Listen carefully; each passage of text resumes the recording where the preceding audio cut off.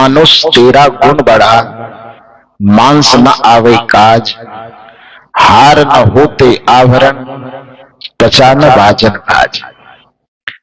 सदगुरु कबीर इस साखी के अंतर्गत जिसे गुण कह करके संबोधित करते हैं, उसी को दूसरी भाषा में हम संस्कार कहते हैं।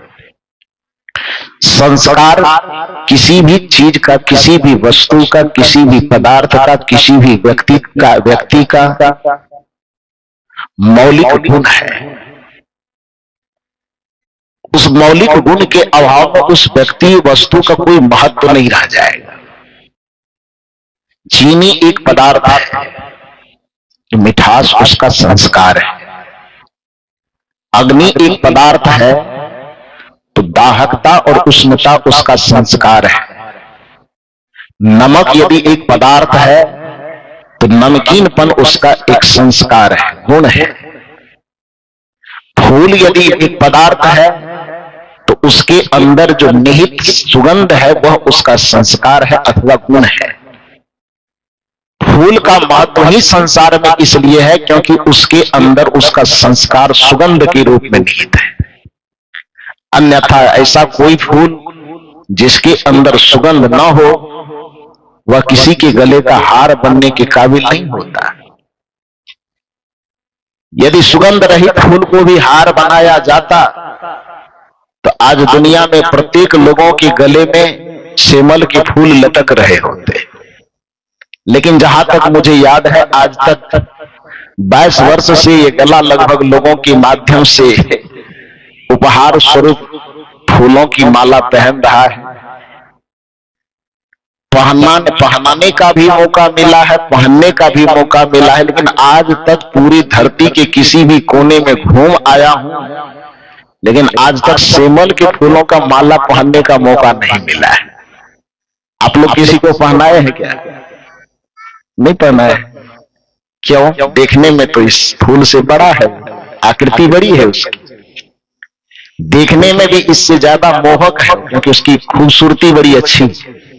उसकी खूबसूरती को देख करके ही सुगा अन्य किसी फूलों में न अटक करके सेमल के फूल में अटक जाता है। कबीर साहब ने संसार की तुलना भी सेमल के फूल से ही किया है। यह संसार फूल सेमल का, गुलाब का फूल नहीं, चंपा चमेली गुलाब गुलदोदरी का फूल नहीं, गेंदा का फूल नहीं। तब यह संसार फूल सेमल का, लाली देख लुभाया, मारे चोच रुई जवनिक से, मारे चोच रुई जवनिक से, सिर धोने धोने पछताया, तूने हीरा जन्म गवाया। भजन बिना नर बाबरे, तूने हीरा जन्म गवाया। सोचिए कि कितना खूबसूरत फूल होगा जिसमें सभी फूलों के आकर्षण को पार कर जाने के बाद सुआ अंततः जा करके किसमें फंस जाता है? सेमल के फूल में। खूबसूरत तो होगा, कुछ खासियत तो होगी। जिस फूल से संसार की तुलना कबीर साहब को करनी पड़ रही है, वह फूल खूबसूरत जरूर होगा, लेकिन उस फूल को आज तक न तो किसी देवताओं की प्रतिमा के सामने में मंदिर में चढ़ाया जाता है, न आज तक उससे किसी नेता का स्वागत होता है, न उससे आज तक किसी महात्मा का स्वागत होता है। क्यों? क्योंकि फूल की आकृति उसकी बड़ी खूबसूरत है, लेकिन फूल का जो संस्कार होना चाहिए वह उसके अंदर, थोड़ा जोर से बोलो, नहीं है। जिसके कारण से उसकी किसी भी चीज में उपयोगिता नहीं है।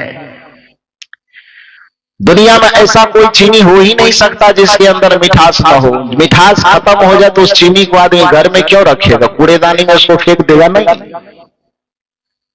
अग्नि को कब तक आप अपने चूल्हा में आदर देते हैं? जब तक उसके अंदर उसकी दाहकता निहित होती है।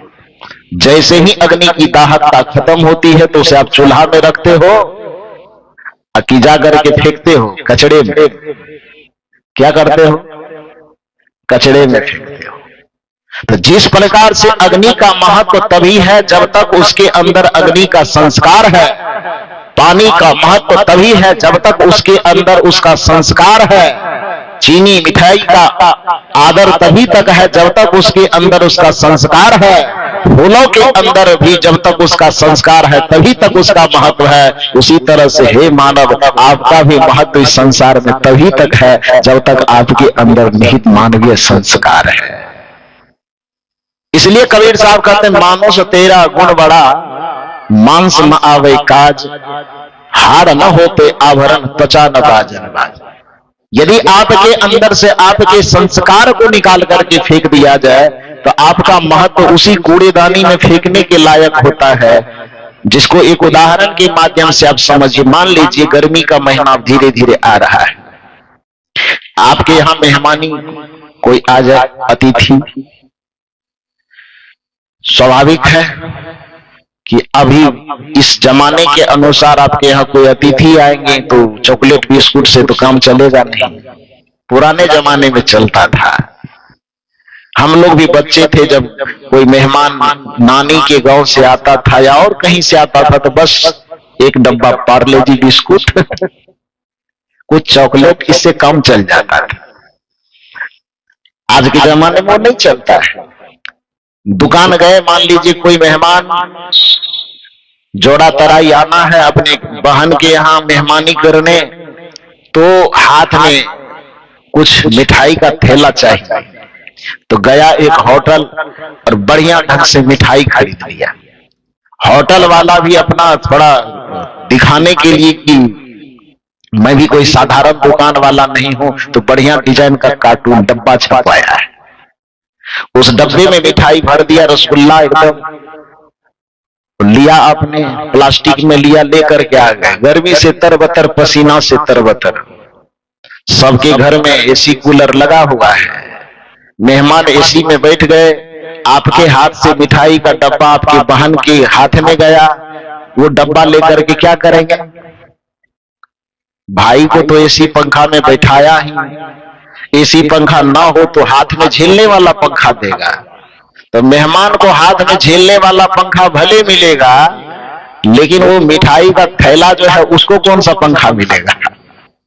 कौन मिलेगा? अरे फ्रिज मिलेगा कि नहीं मिलेगा?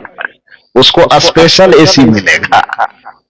तो फ्रिज में जो वो डब्बा जाएगा तो उसमें से केवल रसगुल्ला निकल करके जाएगा कि साथ में डब्बा भी जाएगा?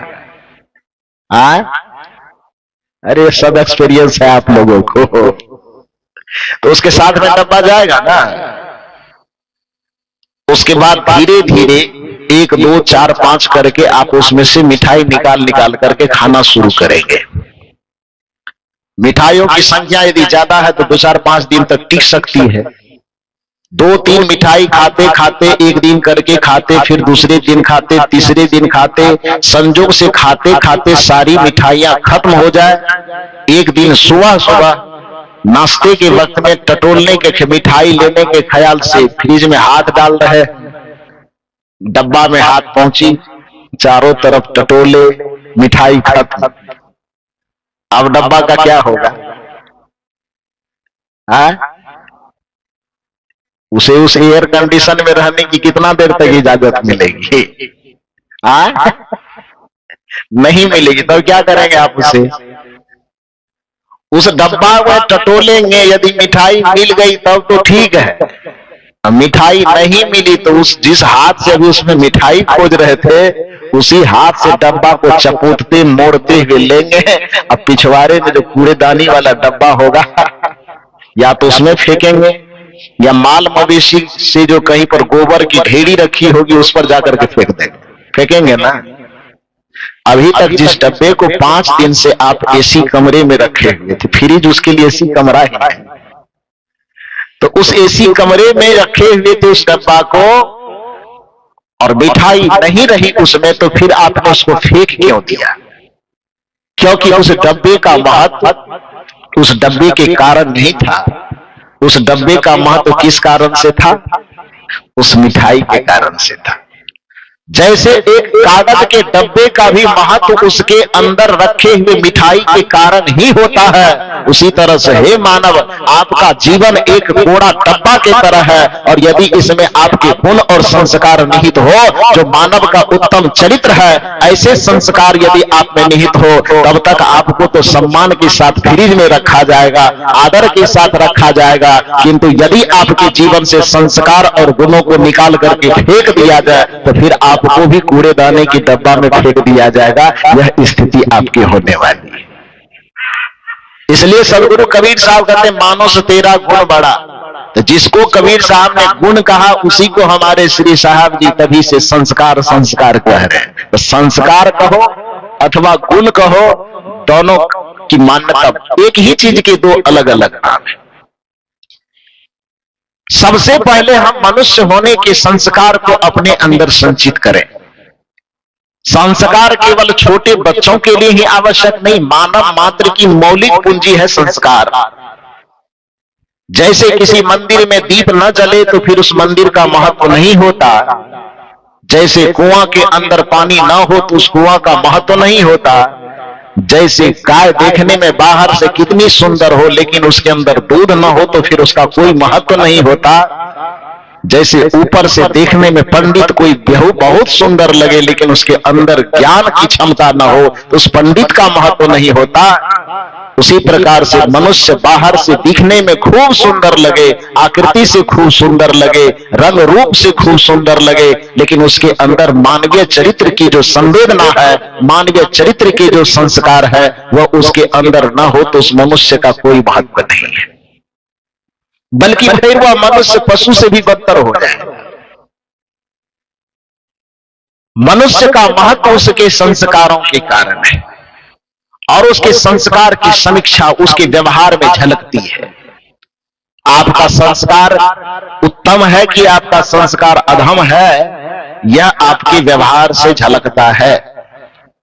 जब आपके संस्कार में दूसरे के, चूंकि संस्कार और अहंकार दो एक ही वृत्ति के दो नाम हैं, संस्कार भी और अहंकार भी दोनों एक ही वृत्ति के दो छोर हैं।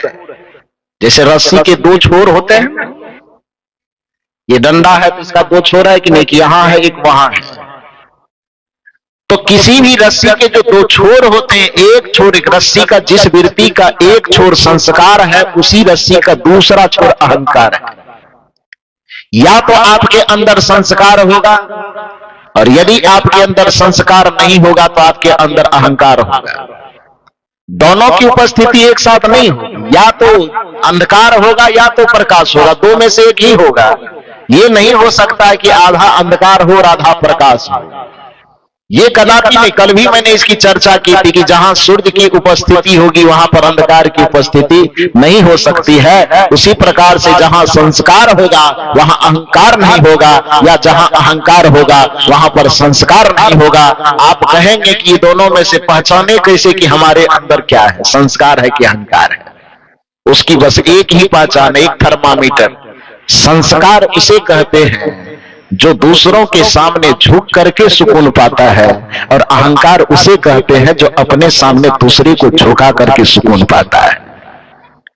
आप यह थर्मामीटर लगा करके देखना कि आपका मन दूसरों के सामने झुक करके सुकून पाता है कि आपका मन अपने सामने दूसरों को झुका करके सुकून पाता है। यदि आपके मन के अंदर दूसरे को झुकाने में मजा आ रहा है, दूसरे को तड़पाने में मजा आ रहा है, दूसरे को दर्द देने में मजा आ रहा है, दूसरे को नीचा दिखाने में मजा आ रहा है, दूसरे को असफल करने में मजा आ रहा है, दूसरे को गिरते हुए देख करके आनंद आ रहा है, तुरंत समझ जाइए कि हमारे मन में अहंकार का पहाड़ खड़ा है।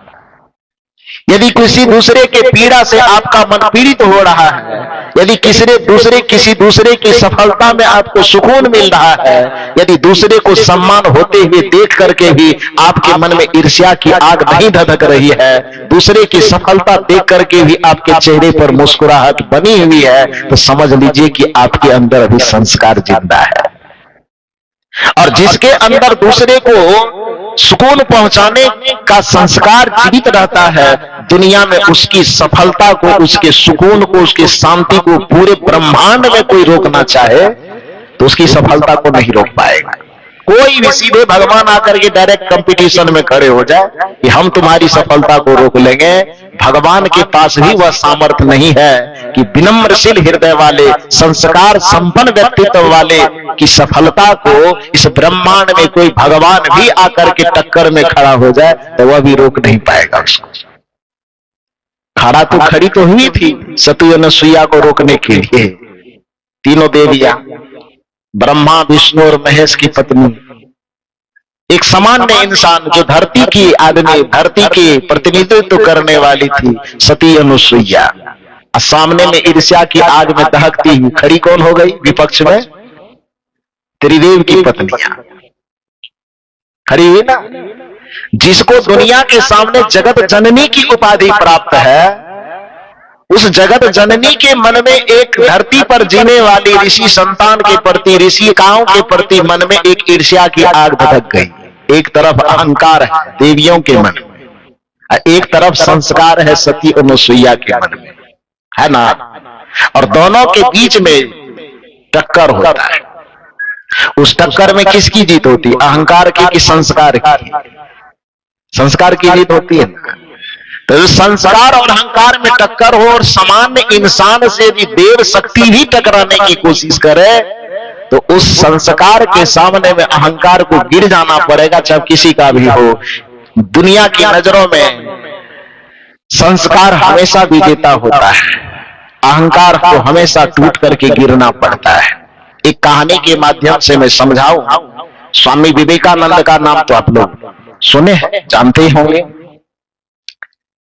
स्वामी विवेकानंद जब विश्व धर्म सम्मेलन शिकागो में भाग लेने के लिए जा रहे थे, तो हालांकि यहां से वो यह सोच करके नहीं गए थे कि हमको धर्म सम्मेलन में भाग लेना है, क्योंकि उस समय की परिस्थिति यह थी, जिस परिस्थिति में स्वामी विवेकानंद को धर्म सम्मेलन में कोई भाग लेने दे, ऐसा नहीं हो सकता था। इसलिए परसों जो हम लोगों के बीच में पंच परिवर्तन की बात हुई थी, समानता की बात हुई, पर्यावरण की बात हुई और बहुत सारी बातें, नारी शक्ति की बात हुई, तो उसमें जो मैंने कहा था कि समरसता हमारे समाज में तभी आएगी जब समानता आएगी। स्वामी विवेकानंद इस भारत भूमि के अद्भुत विद्वान होने के बावजूद भी भारत की तरफ से उनको प्रतिनिधित्व करने का मौका नहीं दिया गया था। क्यों नहीं दिया गया? वो केवल सुने थे कि धर्म सम्मेलन वहां पर हो रहा है, उसमें या भारत से उनको भाग लेने के लिए भेजा नहीं गया था। वो गए थे वहां पर अतिथि बना करके, उनका कोई स्वागत करने के लिए वहां माला लेकर के खड़े नहीं थे, बल्कि वहां पर तो कई दिन उनको जो पानी बहने वाला पाइप होता है उसको लगाने के लिए रखा गया था। भी पाइप को लगाया नहीं था तो उस पाइप के अंतर्गत उसको बिछावन, तकिया, अपने बाह का तकिया बना करके सोना पड़ा था। भोजन नहीं मिलता था, कौन देगा भोजन? वस्त्र पहनने के लिए नहीं थे। यहां तक कि जिस दिन उसको सम्मेलन में भेजा गया तो उसका अपना कोट नहीं था, किसी दूसरे ने कोट पहनने के लिए दिया था कि आप ये पहन करके जाइए। भारत भूमि की तरफ से प्रतिनिधित्व करने का दायित्व एक शंकराचार्य को था, क्योंकि हिंदू धर्म का प्रतिनिधित्व वही करते थे। और शंकराचार्य वहां गए नहीं थे भाग लेने के लिए। क्यों नहीं गए थे? क्योंकि हिंदुस्तान में यह नियम बना रखा था पंडितों ने कि जो ट्रेन को देख ले वो हिंदू धर्म से बहिष्कृत हो जाएगा। आज हम बड़ा आसानी से नारा लगा लेते हैं कि हम हिंदू हैं। हिंदू कमजोर हुआ, वो कमजोर किस वजह से हुआ भाई? आपके पोगा पंथी के वजह से। संस्कृति का 4 अध्याय राष्ट्रकवि दिनकर ने लिखा है। जब हम लोग प्रोफेसर बनने के लिए एग्जाम दे रहे थे, प्रोफेसर की पढ़ाई के क्रम में संस्कृति के 4 अध्याय को पढ़ना पड़ा, तो कहा गया है उसमें कि हिंदू धर्म को पंडितों ने छुई मुई बना करके रख दिया था कि चलती हुई ट्रेन पर कोई व्यक्ति चढ़ ले तो उसका बिना कोई दोष होने के बावजूद भी उसको कहता था कि आपने ट्रेन पर चढ़ाई की, अंग्रेज की गाड़ी पर चढ़ लिए जाइए, आप हिंदू धर्म से बहिष्कृत हो गए।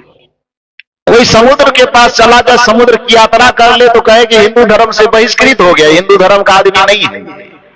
संस्कृति के 4 अध्याय में तो यहां तक लिखा गया है कि इस्लाम जब इस धरती पर अपना वर्चस्व लहराने के लिए आया तो वो केवल तलवारों के जोर पर ही नहीं आया। तलवार लेकर के तो बनाते ही थे, लेकिन साथ साथ हिंदू धर्म की जिम्मेदारी जिसके हाथ में थी वो पोगापंथी ऐसा कुचक्र चलते थे कि एक मुसलमान आया, एक गिलास पानी पिया, आधा उसमें जूठा पानी छोड़ दिया, आधा किसी तरह से पी लिया, तो जूठा पानी को ले जाकर के क्या किया, तो कुआं में डाल दे। अब कुआं से ही पूरे गांव के इलाके के लोग पानी पीता था। अब जो पूरे गांव वाले को ये पता भी नहीं है कि कुआं में जूठा पानी किसने डाला, नहीं डाला, हाँ डाला, नहीं डाला, लेकिन एक गिलास पानी में आधा गिलास किसी मुसलमान ने पी करके और आधा गिलास जूठा पानी यदि उस कुआं में डाल दिया और उस कुएं भर का पानी यदि जोरा तराई वाला पी लिया पूरा, पंडित जी को मालूम हो गया कि जूठा पानी कुआं में पड़ा और पूरे सब लोगों ने पानी पी लिया। पीने वाले को पता भी नहीं है, तो पर भी पंडितों के द्वारा ये बहिष्कार होता था कि पूरे गांव वाले ने मुसलमान का जूठा पानी पिया, ये हिंदू धर्म से क्या हो गया, बहिष्कृत हो गया। अब बताओ हिंदू धर्म कमजोर नहीं होगा? कमजोर होगा कि नहीं होगा? कमजोर किया किसने? आज खाली झंडा फहराने से काम नहीं चलेगा।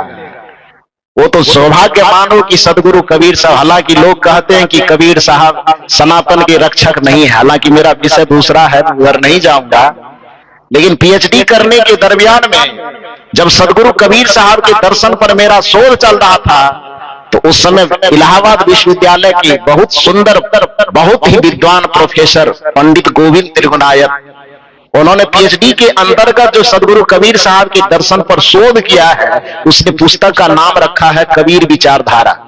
जो इलाहाबाद विश्वविद्यालय के प्रोफेसर थे, कबीर विचारधारा नाम की पुस्तक जब उन्होंने लिखा तो उसमें उन्होंने शोध करके दिया है कि 14वीं 15वीं शताब्दी में जो संक्रमण का काल चल रहा था, जिस समय तलवार की बदौलत उधर से मुसलमान आदमी को धर्म परिवर्तन करवा रहा था, इधर से पंडित अपनी पोगापंथी के कारण लोगों को धर्म छोड़ने पर विवश कर रहा था, उस परिस्थिति में सदगुरु कबीर आए, जिन्होंने हिंदुओं को मुसलमान बनने से रोका और सनातन धर्म की रक्षा की।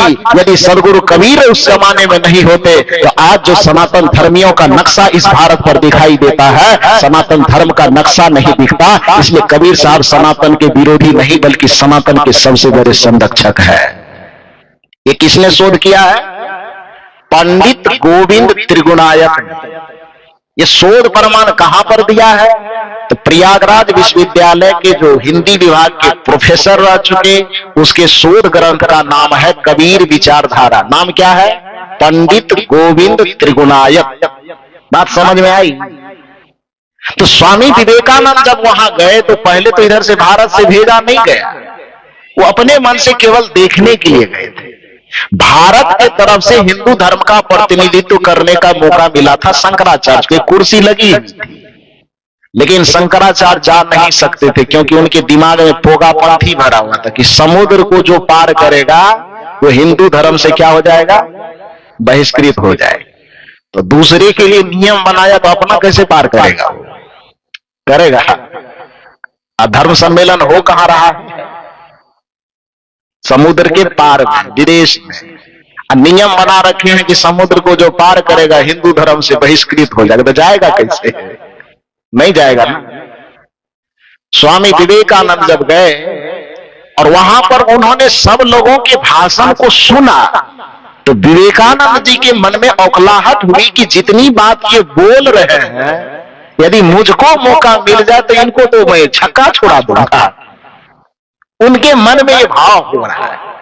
तो उनके मन में हुआ कि भारत के तरफ से जो कुर्सी लगी हुई है, केवल उस पर पोस्टर चिपका हुआ है भारत, भारत वाला कुर्सी तो खाली है, यहां तो कोई बैठा हुआ है नहीं। तो वहां की कमेटी के लोगों से उन्होंने कहा कि मैं भी भारत का ही रहने वाला हूं, कृपा करके मौका एक मुझे दे दीजिए, भारत वाली कुर्सी खाली है, मैं भी भारत का नागरिक हूं, किसी भी तरह से मुझको 5 मिनट के लिए भी आप समय दे दीजिए। कमेटी वालों ने कहा कि आपकी बातचीत से तो मैं प्रभावित हूं, लेकिन कुछ भी नियम से चलेगा ना।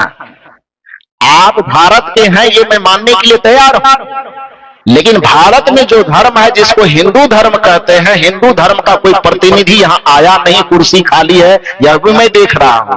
लेकिन कोई भी आ जाए तो उसको तो, अब क्रिकेट खेलने की बात हो तो कमेटी में वो क्रिकेट वाला खिलाड़ी ना हो, अब कोई भारत से चला जाए हमको ले लीजिए तो नहीं ना होगा, कानून नहीं ना मानेगा इस चीज को। तो कमेटी के लोगों ने कहा कि आप भारतीय हैं ये तो मैं मान रहा हूं, लेकिन भारत के हिंदू धर्म के प्रतिनिधि आप हैं ये हम कैसे मान लें। तो इसके लिए आपके विचार से मैं प्रभावित हूं, किंतु आप हिंदू धर्म के किसी भी प्रतिनिधि से यह लिखवा लीजिए कि आप हिंदू हैं, तो फिर मैं आपको इस जगह पर बोलने की इजाजत दे सकता हूं। बात समझ रहे हैं?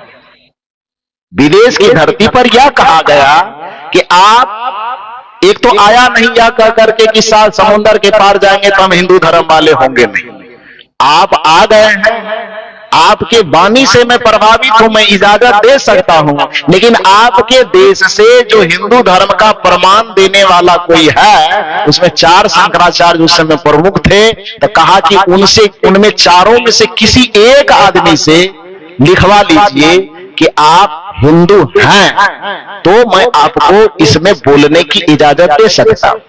स्वामी विवेकानंद को बड़ी खुशी हुई कि तो सामान्य सी बात है, कोई क्यों नहीं लिख देगा, हम भी तो आखिर भारत के ही हैं। उन्होंने वहां से विदेश से, उस समय टेलीफोन वगैरह होता नहीं, तो तार होती थी, तार भेजे जाते थे। हम लोग तो देखे नहीं है, केवल नाम सुने हैं कि तार कैसा होता है। तो वहां से तार भेजा गया, स्वामी विवेकानंद यहाँ के चारों शंकराचार्य के सामने तार के द्वारा मैसेज भिजवाया कि किसी तरह से हमको आप कह दीजिए वहां से कि मैं हिंदू हूं।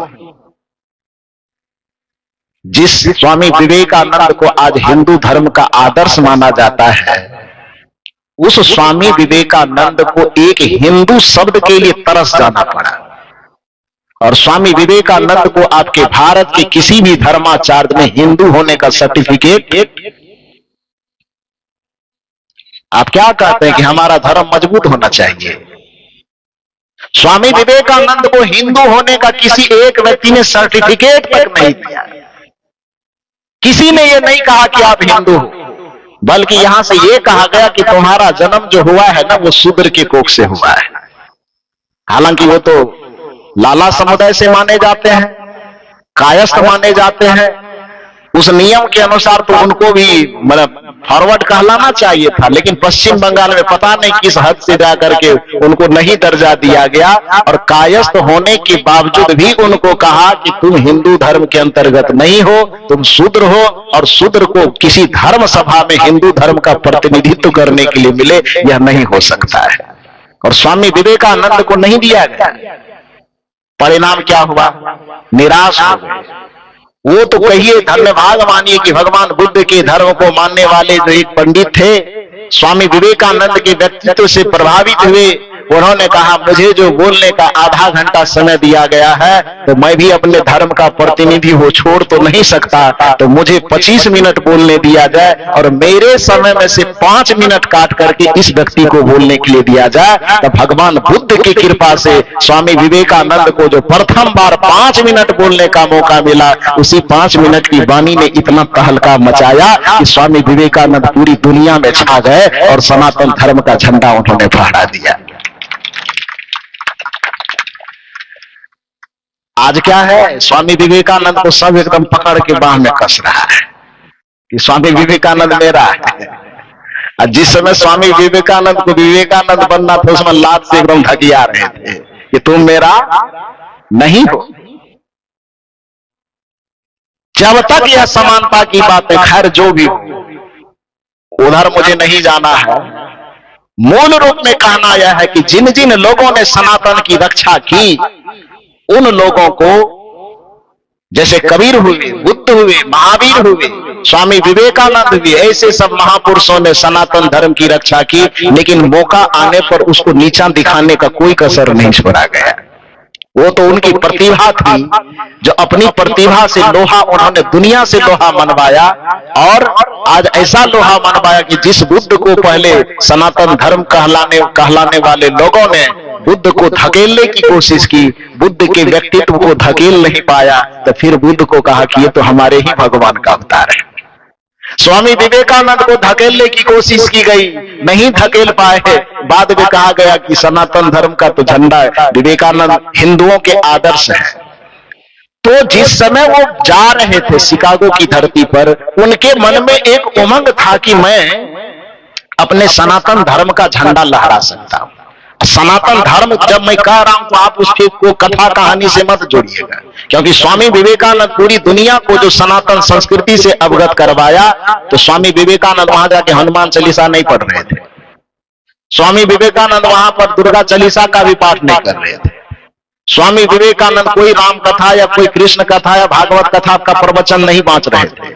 तब स्वामी विवेकानंद जाकर के वहां पर वेदांत दर्शन की बात कर रहे थे, और वह वेदांत दर्शन न तो कर्मकांडों पर आधारित है, न मंदिरों पर आश्रित है, न पूजा और पाठ पर आश्रित है। वह वेदांत उस उपनिषद पर आश्रित है, जो उपनिषद संतों के ज्ञान का आधार है, जो कबीर के दर्शन का आधार है, जो बुद्ध के दर्शन का आधार है, जो महावीर के दर्शन का आधार है। तो बुद्ध, महावीर और कबीर के दर्शन का जो आधार है, वह आधार वेद तो नहीं, लेकिन वेद का जो आखिरी हिस्सा है जिसको वेदांत कहते हैं, वही वेदांत ज्ञान का आधार है। इसलिए स्वामी विवेकानंद हो कि चाहे बुद्ध हो कि कबीर हो कि महावीर हो, ये सारे के सारे महापुरुष सनातन धर्मी है। इसलिए नहीं सनातन धर्मी है कि उसको मंदिर जाना है, बल्कि इसलिए सनातन धर्मी है कि वो वेदांत को जी रहे हैं और वेदांत का उपदेश दुनिया को दे रहे हैं। लेकिन दुर्भाग्य की बात है, जो आज अपने आप को सनातन धर्मी होने का दावा ठोकते हैं, वो वेदांत का पन्ना कभी पलट करके देखा भी नहीं होगा, जान भी नहीं रहा होगा कि वेदांत किसे कहते हैं। वेदांत का आधार वो राम को, कृष्ण को मान रहे हैं, जबकि वेदांत को आप जब देखेंगे तो आपको पता चलेगा कि जो कबीर का दर्शन है वही वेदांत का दर्शन है, जो बुद्ध का दर्शन है वही वेदांत का दर्शन है, जो महावीर का दर्शन है वही वेदांत का दर्शन है। तो मैं मूल रूप से आपसे कह रहा था कि जिस समय स्वामी विवेकानंद यह उम्मीद लेकर के जा रहे थे कि मुझे मौका मिले तो मैं विदेश की धरती पर जाकर के सनातन संस्कृति का झंडा फहरा सकता हूं, तो उसको वहां जाने से पहले वह जाते हैं और अपने गुरु माता के चरण को छू के प्रणाम करते। यह संस्कार है। प्रातः काल उठ के रघुनाथा, मात पिता गुरु ना वही माथा। यह हमारी भारतीय संस्कृति का संस्कार है। यही मर्यादा पुरुषोत्तम राम जी ने अपने चरित्र से सिखाया है।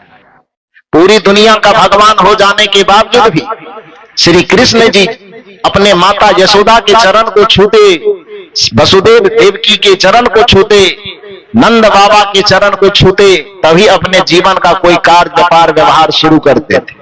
ये हमारी संस्कृति ने सिखाया बड़ों के सामने झुकना। ये हमारी संस्कृति ने सिखाया कि अभिवादनशीलस्य नित्यो वृद्धो अपि सेविनः चत्वारि तस्य वर्धन्ते आयुर्विद्या यशो बलम, कि अपने से श्रेष्ठ जनों के चरण में, अपने से बड़े जनों के चरण में नित्य प्रति झुकना, यह हमारे संस्कारों की झलक दिखाता है। जो झुकता है, क्योंकि नीति यह कहती है कि अकड़ना तो, झुकना तो जिंदगी की पहचान होती है और अकड़ना तो मुर्दों की पहचान। जो झुक रहा है इसका सीधा सा मतलब है कि अभी उसमें जिंदगी सलामत है। जो अकड़ गया इसका मतलब है कि अब वो दुनिया से चला गया। तो जब अहंकार की अकड़ आप में आती है तो इसका मतलब है कि आपकी नैतिकता मर चुकी है।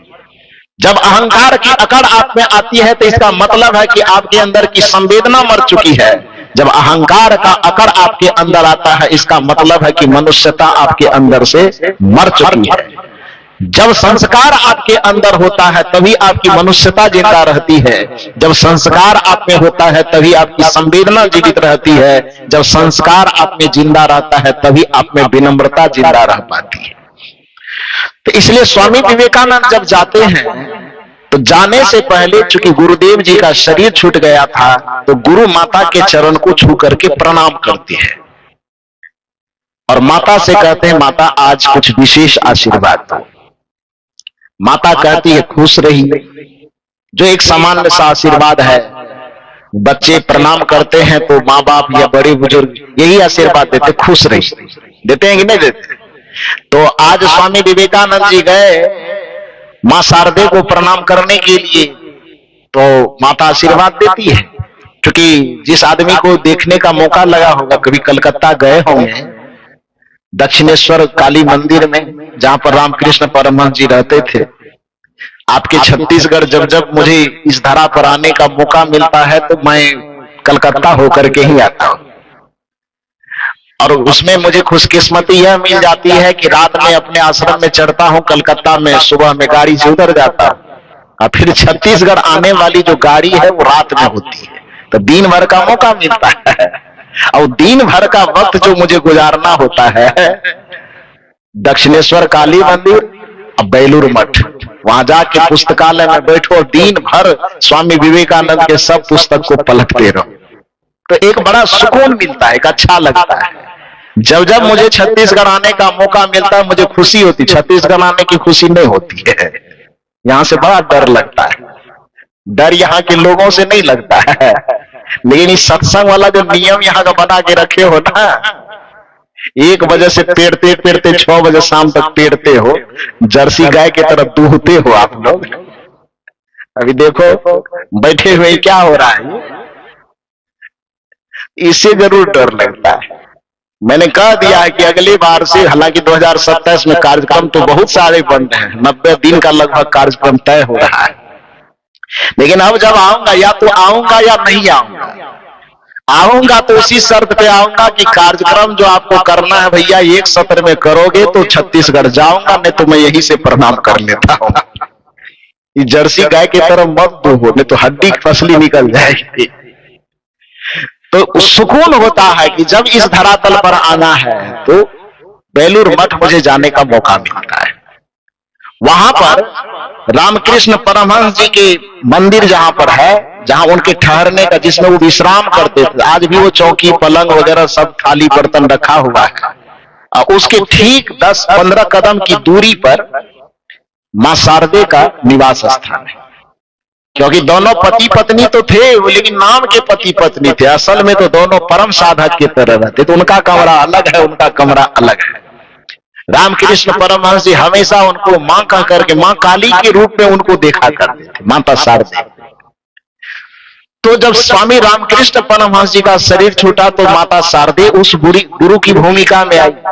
गुरु माता होने के नाते स्वामी जी के पास, अब विवेकानंद जी के पास गुरु का चरण तो छूने के लिए बचा नहीं, तो माता शारदे के चरण को छू करके ही गुरु का स्मरण करते हैं वो, और वहां से निकलते हैं तो आशीर्वाद में सामान्य सा आशीर्वाद देती है माता शारदे कि जाओ खुश रहो। स्वामी विवेकानंद जी कहते हैं कि नहीं, आज इससे काम नहीं चले, कुछ विशेष आशीर्वाद चाहिए। तो माता शारदे मौन हो गई। स्वामी जी कहते हैं कि मां आशीर्वाद नहीं दे रही हो।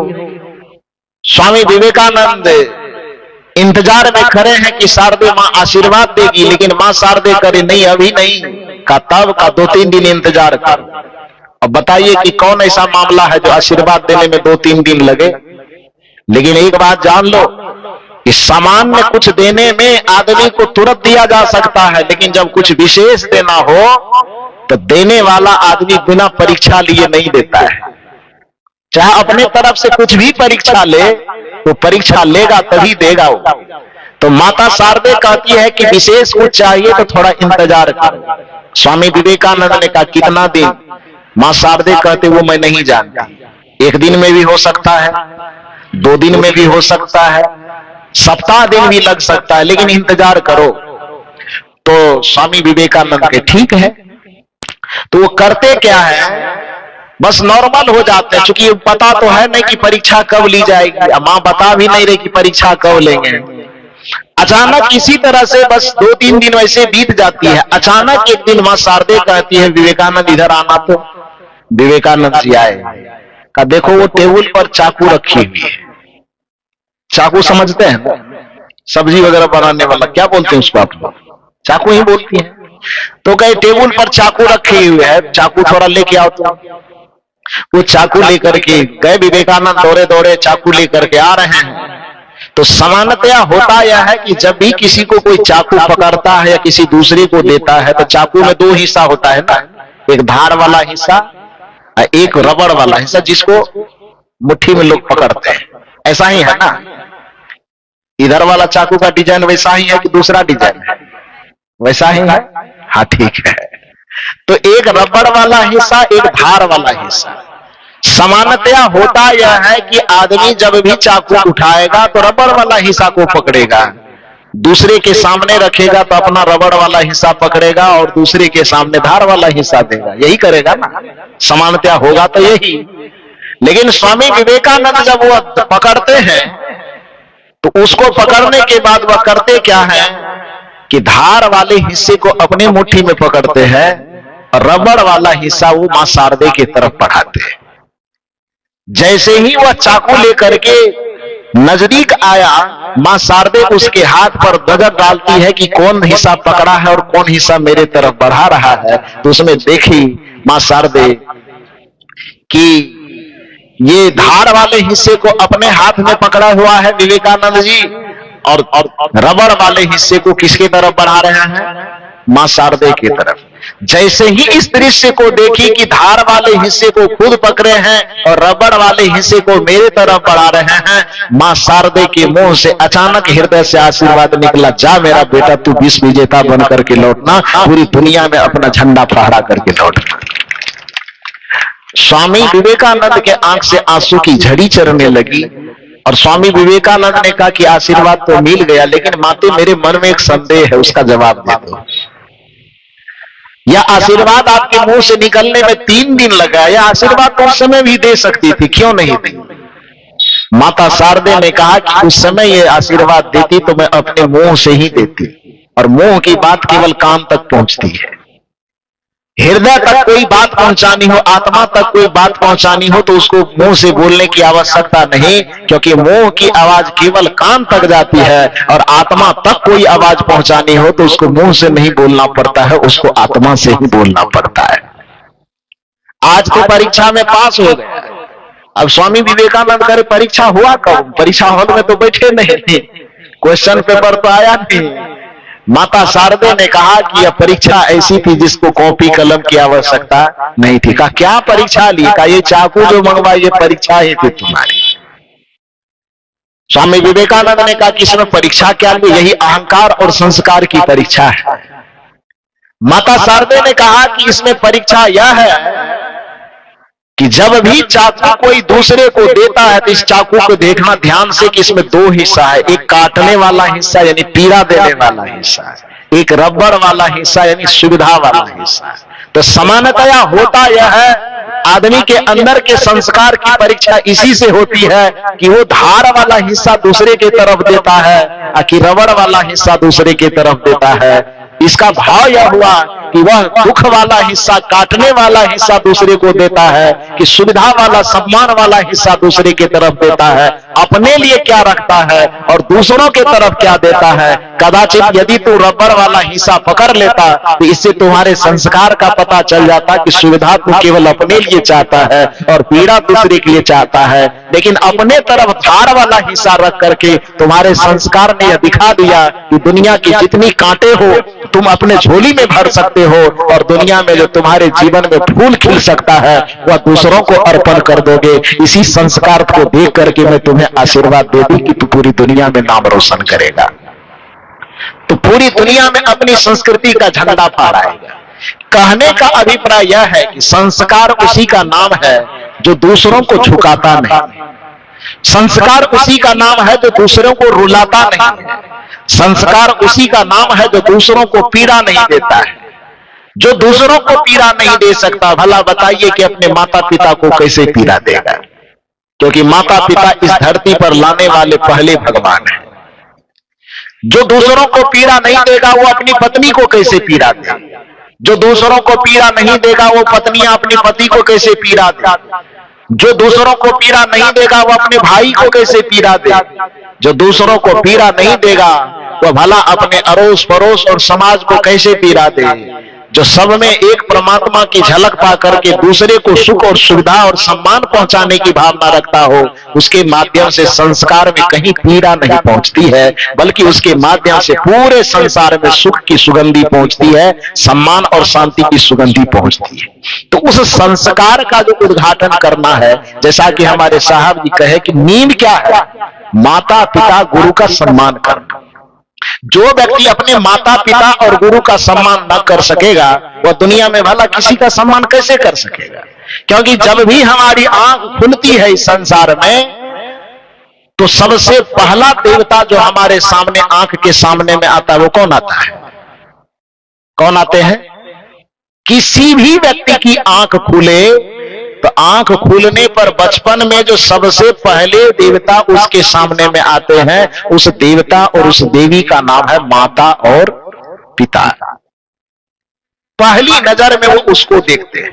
तो जिसको पहली नजर में आपने देखा है, जिसने जन्म दिया है, पाला है, पोसा है, जन्म देने के कारण वो आपका ब्रह्मा है, पालने पोसने के कारण वो आपका विष्णु है, और आपके जीवन के बुराई और अवगुणों को हटाने के कारण वो आपके महेश हैं। तो जो माता पिता और गुरु तीनों आपके जीवन में ब्रह्मा, विष्णु और महेश की भूमिका में साक्षात आपके सामने करे हैं, यदि आप उसका सम्मान नहीं कर पाएंगे तो फिर दुनिया में और किसी देवता का क्या सम्मान करेंगे आप? प्रातः काल उठ के रघुनाथा, मात पिता गुरु ना वही माथा। कुछ लोगों को माता पिता का आदर तत्काल कर भी ले तो गुरु लोगों का आदर करना नहीं चाहते, खास करके आजकल की युवा पीढ़ी। जैसा कि साहब जी ने कहा कि ट्रेंड बन चुका है, खाओ पियो और मौज करो, माता पिता गुरु की कोई आवश्यकता नहीं। जन्म लिए हैं तो हम दो हमारे दो की न रणनीति पर अपनाएंगे, हम दो हमारे दो, माँ बाप को वहां गौशाला भेज दो। वृद्धाश्रम थोड़ा प्यारा शब्द हो गया है।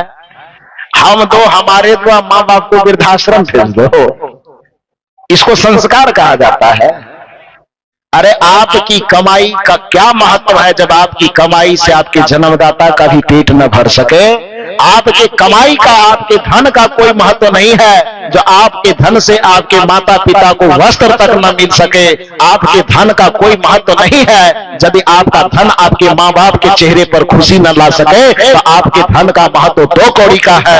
आप धनवान बनो, केवल धन से ही धनवान न बनो, अपने हृदय से भी धनवान बनो। आप घर बनाओ, लेकिन घरों के दीवालों की केवल लंबाई चौड़ाई को मत बढ़ाओ, दीवालों की लंबाई चौड़ाई बढ़ाने के साथ साथ आप अपने हृदय की भी लंबाई चौड़ाई को बढ़ाओ। जिस हृदय में, घर में माता पिता को तभी रख पाओगे आप जब आपका माता पिता के प्रति आपके हृदय में जगह होगा, क्योंकि जब तक हृदय में जगह नहीं होगा तो घर में भी माँ बाप को रखने का जगह नहीं मिलेगा।